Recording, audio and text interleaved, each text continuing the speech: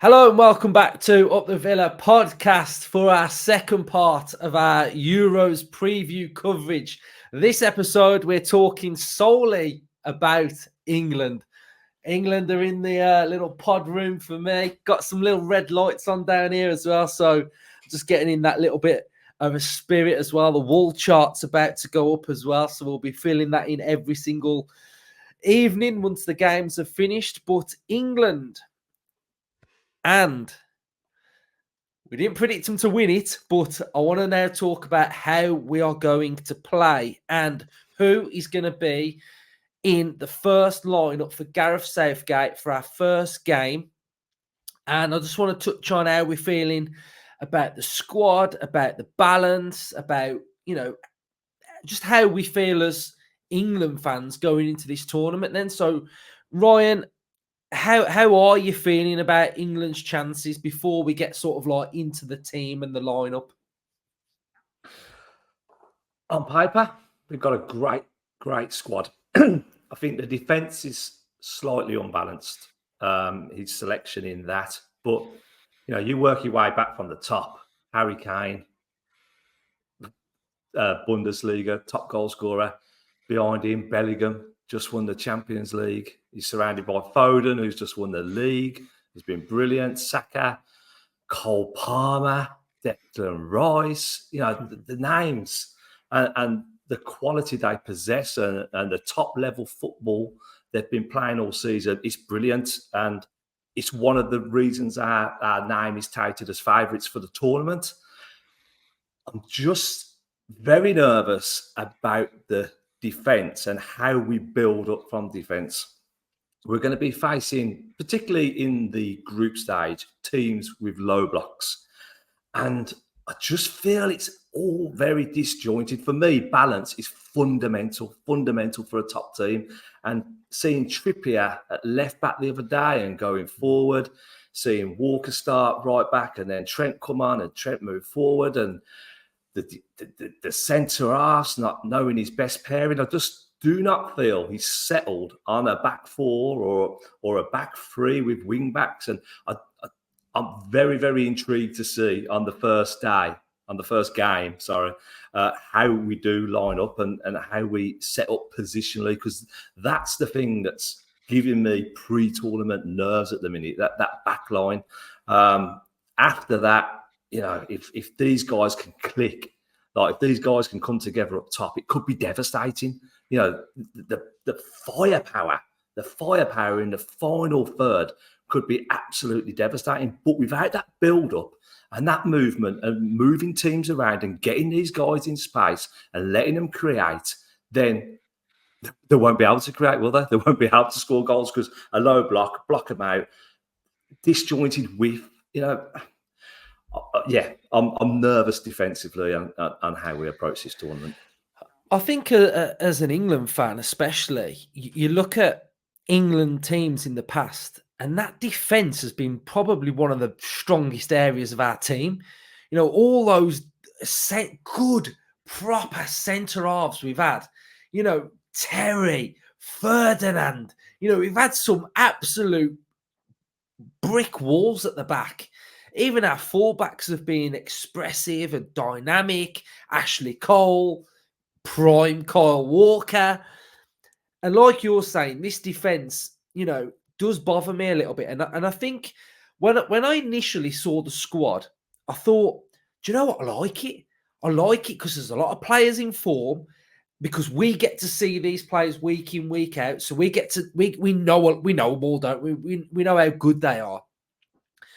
But then when I'm going to show you this team in a minute, when I look at it and I think, is this proper European top level pedigree, this team?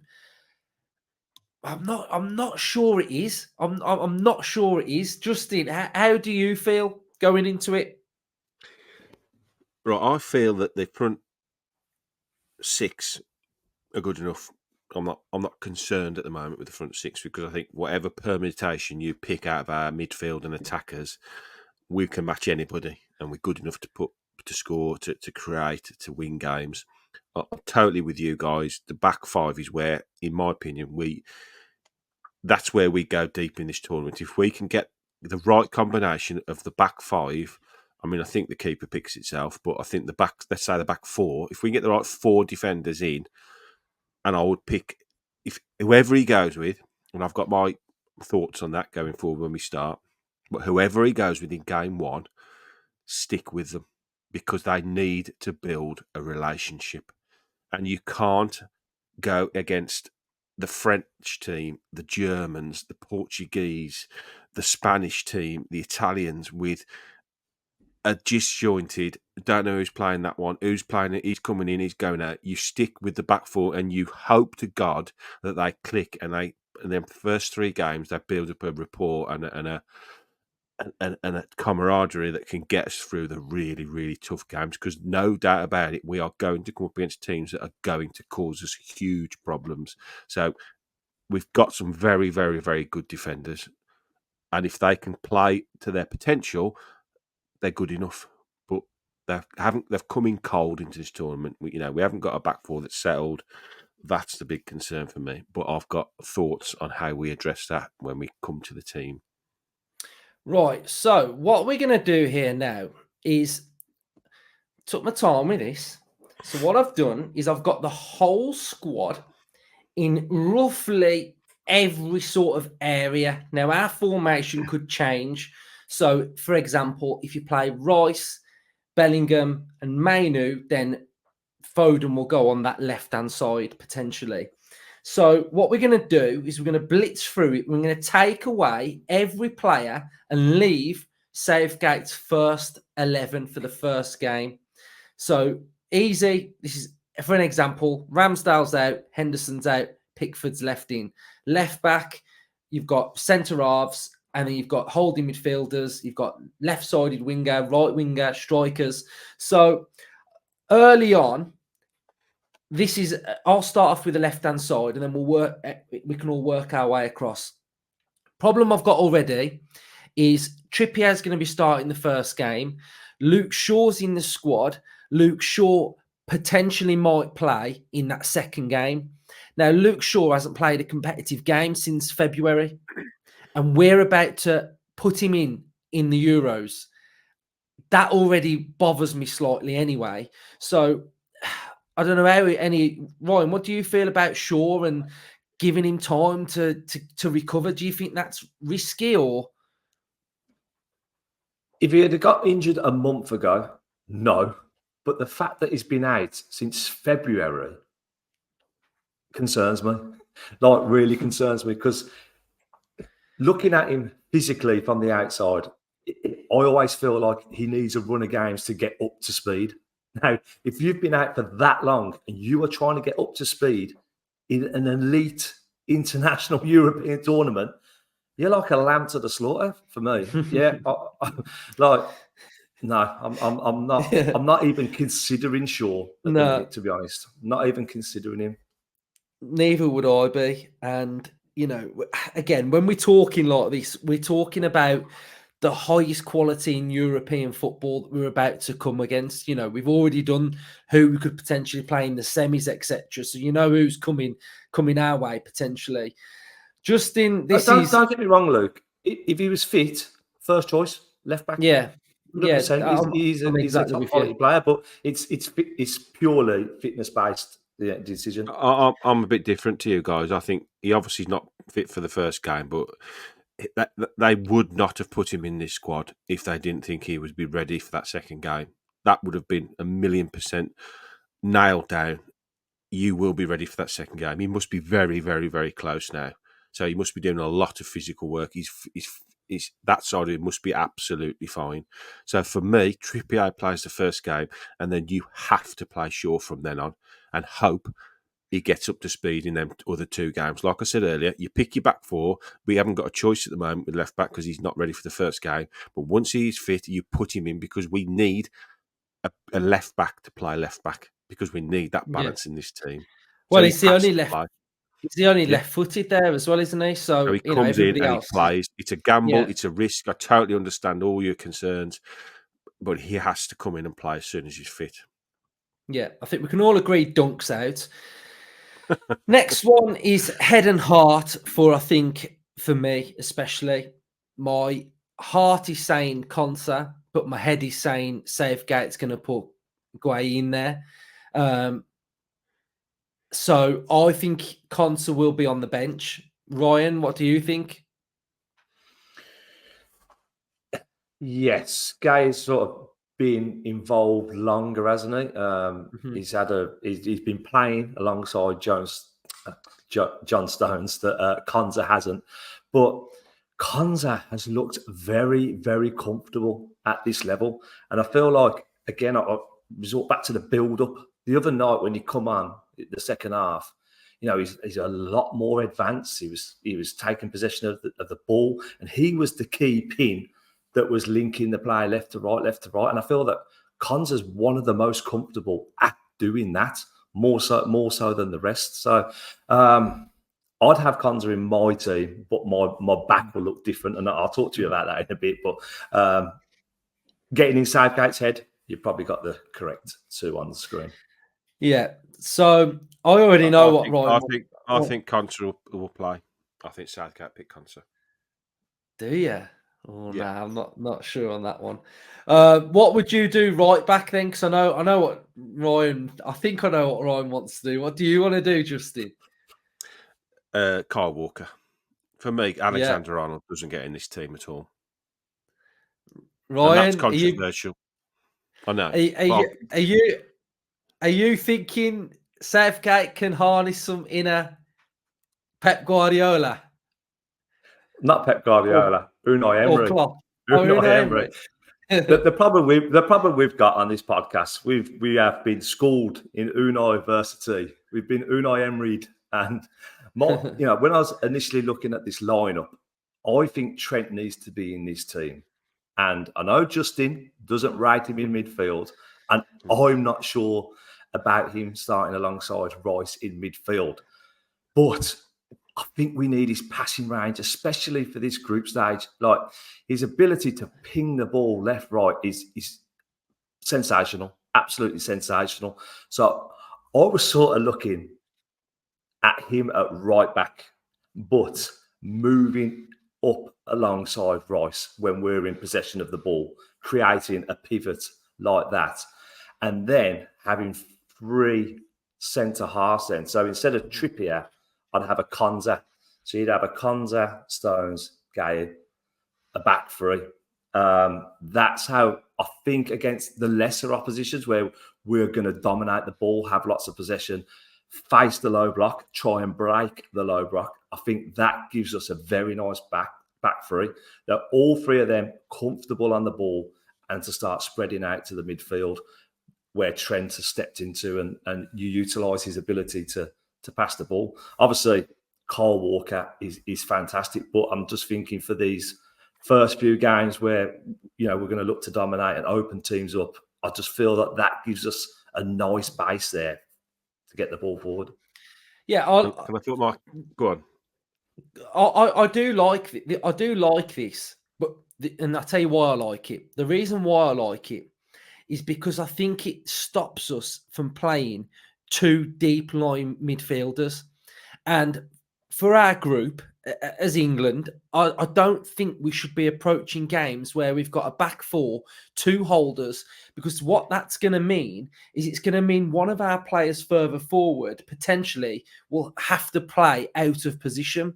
Now, what I mean by that is if, for example, we go with what I think Southgate's going to go with, so it'll look something similar to this, and you've got Rice in there, then that means if he plays Kobe Mainu, who I think he's going to play in there, you're then going to play Bellingham, which is then going to mean that Foden has got to go on that left-hand side. And I look at that team with Foden on the left-hand side, and I think Saka's got pace on the right, but that left-hand side, there's not a lot of pace there. And I think shoehorning Foden on that left, just because you want to put an extra midfielder in there, I don't think that team will win the Euros. Justin, what do you think? All of your concerns that you've just raised there by the knock-on effect of playing him there, is exactly the reason why Alexander-Arnold doesn't get in my team, because if you play in the midfield, he's not a centre midfielder. And I'm not having a player that can just ping a 40-yard ball and call him a midfielder, because there's so much more to that job than just pinging a 40-yard ball. And like I hark back to what I said at the start, we pick our best defensive back four because the front six are good enough. Any combination of front six there is good enough to take teams apart. We do not need a right back to worry about taking teams apart, because the embarrassment of riches we've got going forward at the moment means we have to be more concerned about keeping the back door shut and building a rapport with our back line. So Kyle Walker, fantastic going forward, pace to burn, can play centre half, solid as a rock, experienced to the hilt. You know, he goes in there. And then the other issue, which I do agree with you, Luke, about what do you do with Bellingham, is I do agree also, against the weaker nations, we do not need two holding midfielders, but I would put him in next to Rice, but he wouldn't play there, if you know what I mean, because I would go with a 4-2-3-1, essentially Rice and Bellingham, but you give Bellingham that free role. The bloke can run forever. Ability, for me, is the best player in the world currently. So you just put him next to Rice. He can sit, he can get forward, he can help out, he can come back, he can defend, he can run with the ball, he can pick a 40-yard pass. He can also get on the end of the ball that he's just knocked out wide and score in the box. So you play him next to Rice and you put the three, for me, absolute quality players that have been brilliant all season in behind Harry Kane. And I think it covers a multitude of problems. With a player like Bellingham, you've got to utilise him. Ryan, what do you make of this? Don't know. Like you say, Rice and Manu. I don't know about Foden on that side. Can he play?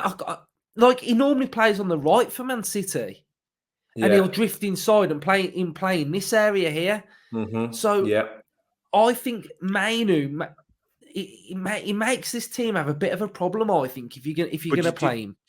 Shall I expand and say who I put in the three behind Kane then, and that give you an idea of what my mindset was? So Bellingham and Rice sit in the double pivot, but Bellingham is not a natural six. He plays 8 and 10. He can play 6, 8 and 10 in one. He basically plays 3 positions in one. He's that good. Mainu doesn't get in the team. He's a backup for me, for Rice, or maybe if we come up against a much tougher opposition later on, you can stick 2 holding midfielders in there with a bit more cover then for the back four. And then the 3 in behind Kane for me. And I'd put Eze is my wild card, massive wild card for me. I totally understand it's a left field decision, but the guy has been unbelievable in the running. And I've been crying out for Southgate to pick form players for a long time, and Eze's played a lot of minutes in these warm-up games. I'd throw him on the left. Saka, for me, season tailed off. This is another controversial thing. Saka, he sits out, and you play Foden and Palmer. And if you want Foden on the right, his natural position that he plays for City, great. You stick Cole Palmer in the middle, and he's 20-odd goals from midfield. You play another player that is absolutely banging form, and then you've got Bellingham rampaging. Palmer can sit in. Foden's good enough to sit in. Eze's good enough to go up and down that left-hand side. That's what I came up with. Yeah, and I like it. But what I will say about it is there's no team chemistry there. Whoever plays, there's no chemistry. No, this is what I mean. This is what the problem is, though. There's no chemistry there, because we're playing a team that has hardly played with each other, and going into a major tournament. Those 3 games, you've got to build it, and you know what? I love Ryan's idea about Alexander Arnold. You know, if you've got a manager like we've had at the Villa, and you've got 4 or 5 hour team meetings, and you're on the training ground for months and months and months, day in, day out, week with a club side, you can put those things into practice. You've got an international manager that's had a very small amount of time with practically a brand new squad, and you're having to throw them all together. The best chance, in my opinion, is play players that are in form. You hopefully get something going in the first 3 games, and it might be a bit rocky in the first 3 games because we have got a bit of a tricky group, but you get momentum. But the best way to get momentum is playing players that have come off the back of a season and all in form. Now, that front 4 front five, you say Bellingham, have all had brilliant end to the seasons, and they're all world class, pretty much top players, top players. And you say, I think, go and win games. yeah, I think I agree with you, your front line. I think the only one I'd change is I'd play Saka. I'd play Saka over Palmer, and I'd play Foden in behind Kane. Foden, he just hasn't done it in an England shirt yet. And I feel the pressure will be on him. I think he starts in that sort of 10 role behind Kane, but Palmer is breathing down his neck. And I think Foden's got to get off to a great start. Saka provides that width, directness. He is a world-class winger, and I expect him to pick up form in this tournament. And I also agree with Eze on the left as well. Again, another direct running winger. So with them two wingers there, that's direct, powerful, running, take people on, create chaos that we need in them wide areas. And then you've got Foden and Bellingham pushing up behind Kane. And I think that is a sensational front half, isn't it? It's that final third could absolutely be devastating if it can gel and mold and grow together. Because that there on paper, Jesus Christ, look how good it is. And my only thinking was when Bellingham pushed forward, then when you got Walker, you just sit in midfield and create that double pivot just to be wary of the counter attacking, because a lot of teams are going to sit and counter. I also think set pieces are going to be massive as well against these teams. So again, that was my thinking behind Trent. Again, the balls he whips in is unreal from set pieces. But that final third could potentially win you the European Championships. But the back third needs to be correct. And this is where we started this episode off, was when we was talking about the defence being weak. My other slight concern is when we've got players such as Eze, Saka, Foden, are they inclined to add as much protection as maybe what's needed? Because is Southgate going to think, because I'm hampered with my defence, do I need to be and overcompensate with protection and midfielders?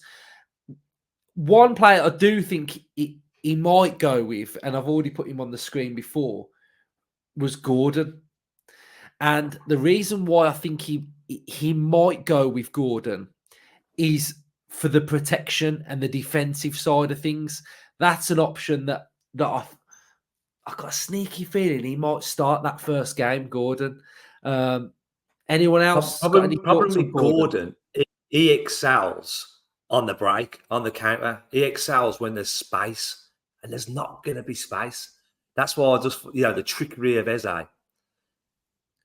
If Saka had finished the season well, I wouldn't question Saka starting this tournament, but he hasn't finished the season well, and this is why I think you put Foden in his natural position, and I totally agree with Luke's point of he hasn't really done it for England. And I think sticking him in the 10 and basically saying you've got to be the main man in there is a little bit too much at the moment for him. And I think I'd like him much better coming off the right with his left foot, whipping the ball into Harry Kane, whipping the ball into the back stick for whoever's bombing on. And I think if you play Palmer in there, he's a more natural midfielder, sort of central midfielder than Foden is. And he's got a bit more about him, so he can sit in. He's probably got a little bit more about him. And I think, for me, Palmer, Foden on the right and Eze on the left. But the key man, 100%, is Jude Bellingham. Mm-hmm. And by playing him in that slightly withdrawn role against the three, especially in those first three games when you haven't hopefully got to worry too much about defending, if you've got a solid back four, Rice just covering, and say to Bellingham, just get forward, get in amongst it, dictate the play, be the main man. And then those three players around him getting in with Palmer and Eze and Foden and little balls around the box, that's what I'd go with. Right, that's our team. It's tough. It's a tough one to get right, and it'll be so Yeah. interesting to see Yeah. what he does go with. So we've done 2 episodes now, Euro one and an England one. Next stuff from us on the Euros is going to be on Saturday night. We're going to be doing the watch along. That'll be the first watch along that I do on Saturday night, and then I'll do them every single game. So yeah, just missing the opening one. But cheers everyone for watching, and let's hope England can bring it home. I don't know. Can we say bring it home? Because we've never won this, have we? Yeah. Yeah. Bring it home. Right, bring it home then. Right. Up the England. Up the England. Up the England.